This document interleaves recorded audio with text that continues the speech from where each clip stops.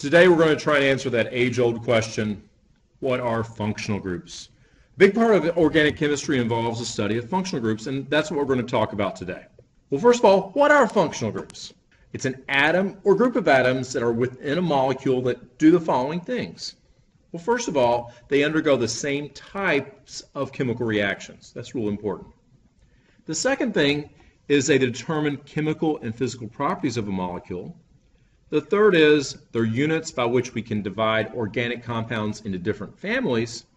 And then the main thing we're going to use them for today is we're going to talk about how do you name these different functional groups. So here are 6 functional groups. We're going to actually do 5 of these. We'll do 6 in all. We'll do 1 of these that's not listed here. So let's begin.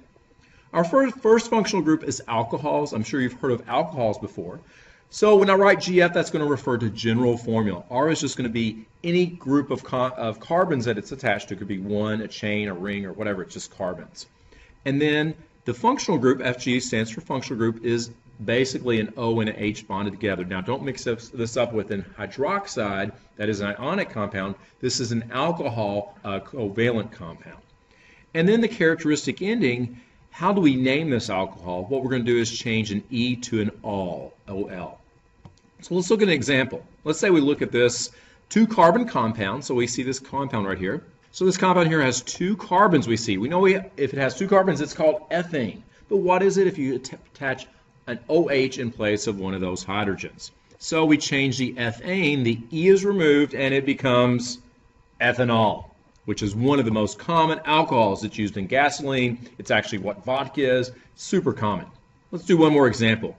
Wow, this is a cyclic structure. We see it has 5 carbons, so that must be cyclopentane. But we see they've removed an H and substituted an OH or an alcohol group. And here's another way you could have drawn that without the hydrogens.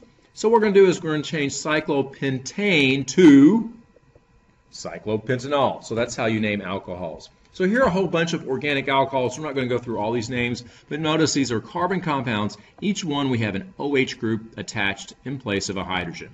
So each of these are different types of alcohols. So let's go to our second group.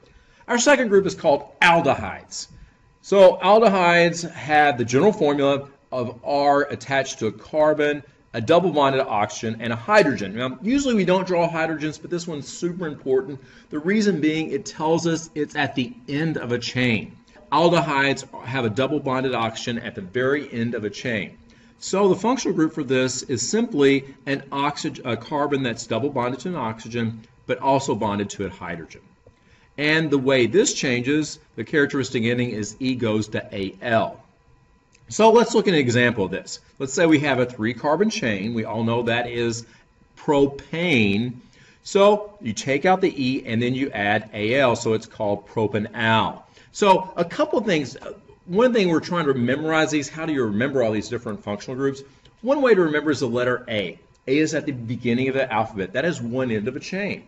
You could also think, here we see when we name this, they actually end up with the word anal. That is at the end of the digestive system. So if you think of this at either end, aldehydes occur at either end of a carbon chain. That's going to help us a little bit when we name those. And remember that. Let's look at one more example here. This is a 2-carbon chain. Now notice, once again, it's at the very end. Here we see the double bonded oxygen. This is a model of the structure that we see right here. And then there's a hydrogen attached to it. So there has to be a hydrogen. So we know this is normally called ethane, but the E is bounced off and we have ethanol. So there we go. That's aldehydes, our second functional group. Let's keep going. This is fun. Let's go to ketones. Ketones look very similar to aldehydes. Now what's different about ketones, the general formula is an R, an O, and an R, and this basically means there minimally has to be 3 carbons because each R represents a carbon, and this bend right here represents a carbon as well, and it's double bonded to an oxygen. So that's a general formula for a ketone. The functional group is simply that oxygen bonded to a carbon in the center of a chain. Notice that carbon cannot be bonded to a hydrogen because that means it would have to be at the end of the chain. So it's got to be bonded to a carbon, and minimally you can only have a ketone if you have minimally three carbons in a chain. How does this name? The E goes to ONE, so E goes to own. So let's look at a couple examples of this. Let's say we have a carbon chain that looks like this. So first of all, we need to count the carbons. We see there's one carbon here at the very end. So 1, 2, 3, 4 carbons. So we have 4 carbons, and the ketone is on the second carbon. We know if it's 4 carbons, we call that, and here's another drawing of the same structure. Sometimes you can actually put those CH3s at the very end, or you can just leave the end of the stick would represent a carbon. So if you, and here we see the model of that, and the only difference is it's been flipped around the other way. Here we have the ketone, the double bonded oxygen in the center of the carbon chain. Even though it's from the left, it's still the number 2 carbon. So we see that's definitely butane. The E is dropped and it becomes butanone. So butanone is an example of a ketone. Now, how do you remember ketones? Well, ketone makes me think of a key. Where does a key go? A key goes in the center of a door. So ketones always occur in the center. Now, it's sort of like that door analogy. I think when you ring the doorbell, you hear a tone. So ketones, you add the O-N-E or the ketone, and remember it's the center as opposed to that aldehyde, which is at one end of the chain. So that's ketones. Let's look back here again. We see here are a bunch of aldehydes and ketones. Now this drawing says aldehydes and ketones. I would probably make a correction there. Remember, aldehydes are at the end of a chain. So notice almost all of these are aldehydes because they're at the end of a chain. And every time you see it, there's a hydrogen. There's actually only one ketone in this whole group. And this is the one I'm circling right now because that ketone is at the center of a chain. Almost all the other structures here have the carbon at the end of the chain. So these are all aldehydes and one ketone. So let's keep going. So next we have organic acids. These are also called carboxylic acids. We have a unit on acids. Remember, acids are proton donors.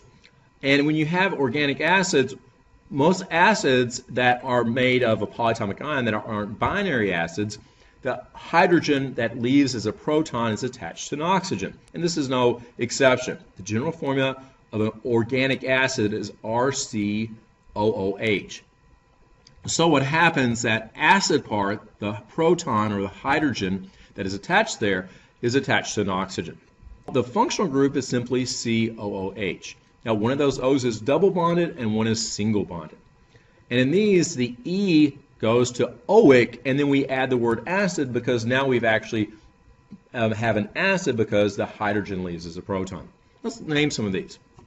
So first of all, we look at the structure, look at the parent chain, and you guys are getting really good at this. We see there's 3 carbons in this parent chain. So that makes us think propane. So we see, well, that's propane. Well, we want to drop that E and call it not propane, but propanoic acid. So that's propanoic acid. Notice if it's a carboxylic acid, that organic acid part has to be at the end of the chain. So in that aspect, it's similar to aldehydes. And here is another drawing. Let's count the carbons here. Now this would be carbon number 1. This would be carbon number 2, 3, and then 4, and then 5.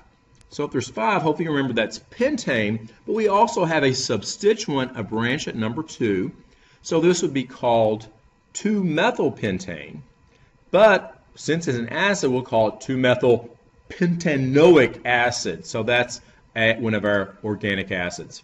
Carboxylic acids, notice here are a whole bunch of them. One thing you want to look for when you see these, you have this COOH at the end of the chain. So you have a COOH at the end of the chain.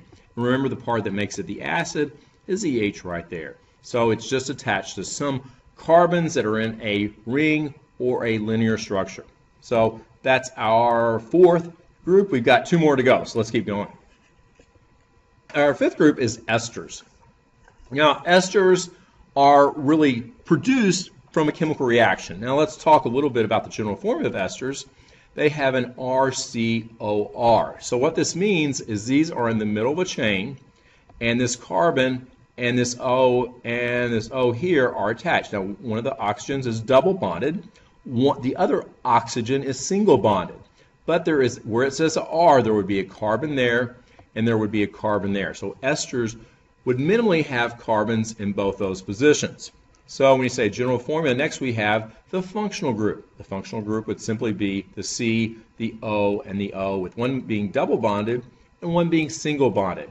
Now, when this ester is made, the way they make an ester is they combine alcohol and acid. So what happens is you change the end of the acid name, where the acid ends in ic, and you change that to ate. So that's a characteristic ending.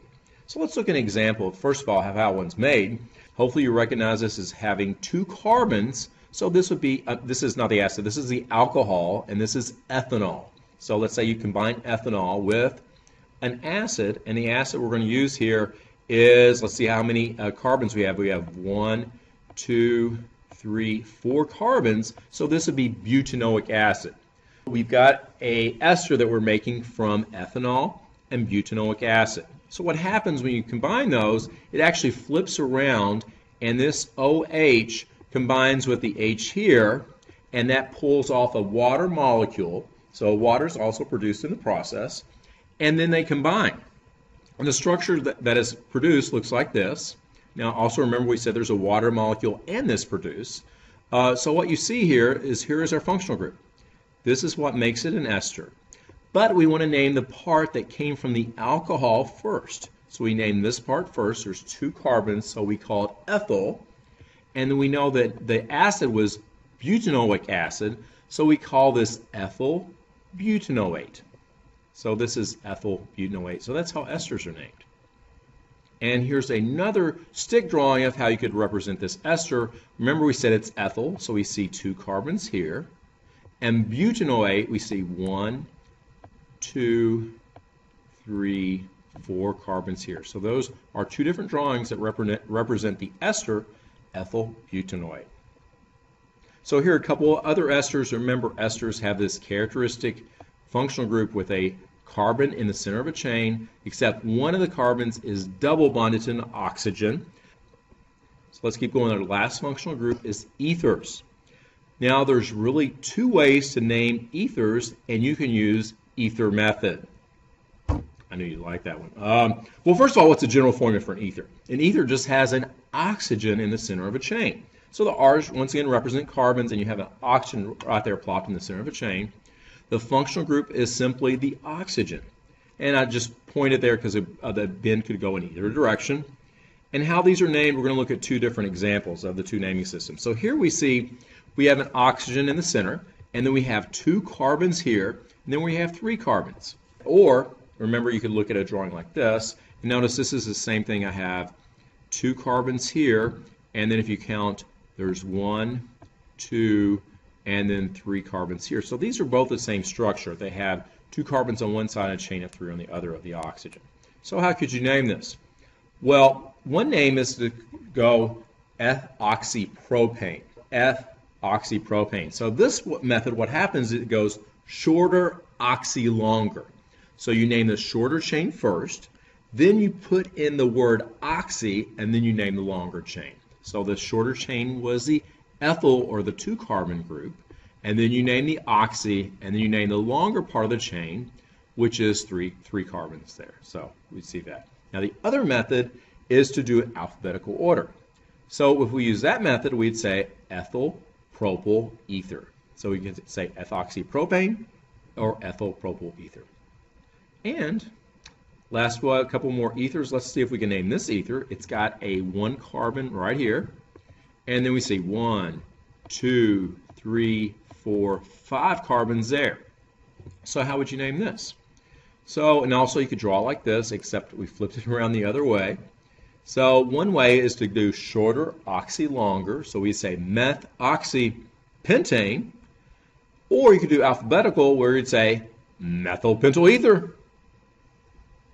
That was a lot of fun.